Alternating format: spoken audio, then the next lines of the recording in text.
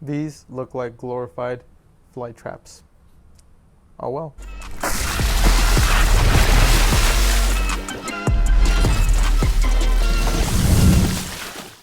What's up guys, Vinny here with SneakrTweakr and welcome back to another video.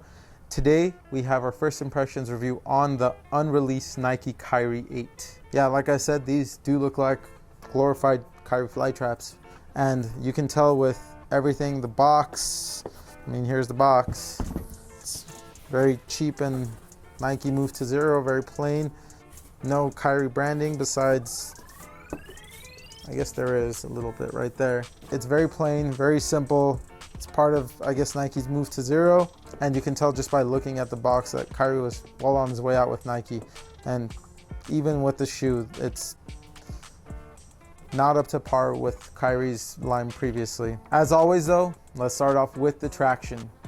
Nike Kyrie 8 features a multi-directional traction pattern. This is the smear traction that they also have on the Nike GT Cut 2. And this is supposed to get better the more you wear it. I didn't really care too much for it in the GT Cut 2s. It was good, it wasn't great. I don't think it would be one of those traction patterns where you're just slipping all over the place, or at least in the GT Cut 2 it wasn't. However, it's also not on the elite level that Kyrie's traction patterns have always been, and that pretty much all of us who've ever worn his shoes are used to. The pattern, like I said, is multi-directional. The rubber in itself is pretty pliable, so I don't know if this is a shoe you want to take outdoors, but for indoors, you should be good to go. Again, I don't know if it's going to be elite level just because the GT Cut 2s weren't, but it'll be adequate. As for the cushion, the Kyrie 8s feature a Zoom Strobel in the forefoot, which is the same thing that was in the Kyrie Infinities. I don't know what the foam is. I want to say it's either Phylon or Cushlon, but it feels soft when you press it.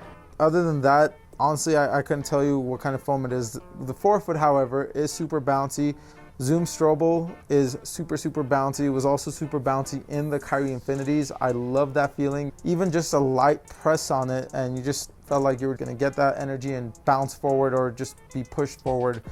I loved it. Like I said, I loved it in the Infinities. It's good in these, and that would probably, for me, be the biggest highlight, is a Zoom Strobel in the forefoot with this shoe. For the fit, the Kyrie 8s do fit true to size, just like pretty much every other Kyrie. Kyries are also known to fit snug, so I can't really say if you guys can try them on because they're not in stores. If you guys are wanting to get them off like Go or StockX or one of the reselling apps, keep that in mind. And if you've had to go up in Kyries, or if you've had to go up half a size in Kyries before, maybe do the same thing with this. As for the materials and support, the Kyrie 8 pretty much feels like, I mean, it's all cheap material.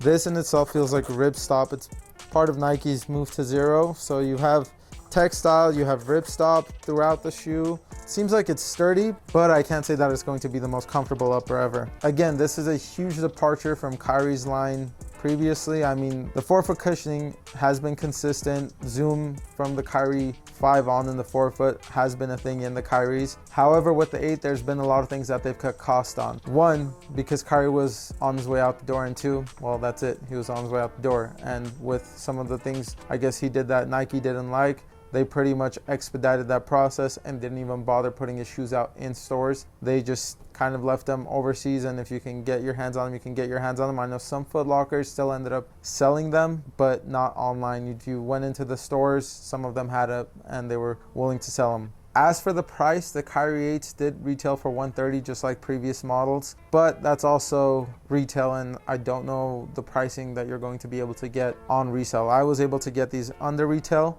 and I think certain colorways are going way above, and then this one is one that you can get at or below retail. For the weight, the Kyrie 8s weigh about 12.9 ounces, which is a little bit on the lighter side, and this is on a size 9. With all that being said, guys, stay tuned for the performance review on the last Nike Kyries. And this is a shoe that, honestly, before I got them in hand, I was super excited to try out, but once I got them in hand, just feeling how cheap they are, it's kind of a letdown. However, I do want to see how they perform. So again, stay tuned for that performance review. As I've mentioned, we are on the road to 100,000 subscribers. And once we get there, we are going to start doing sneaker giveaways such as casual sneakers, basketball sneakers, you name it, we'll do it. So everything you guys have been doing to support us so far, please continue to do so. Please continue to like, subscribe, comment, and share. And we'll see you guys in the next one. Peace.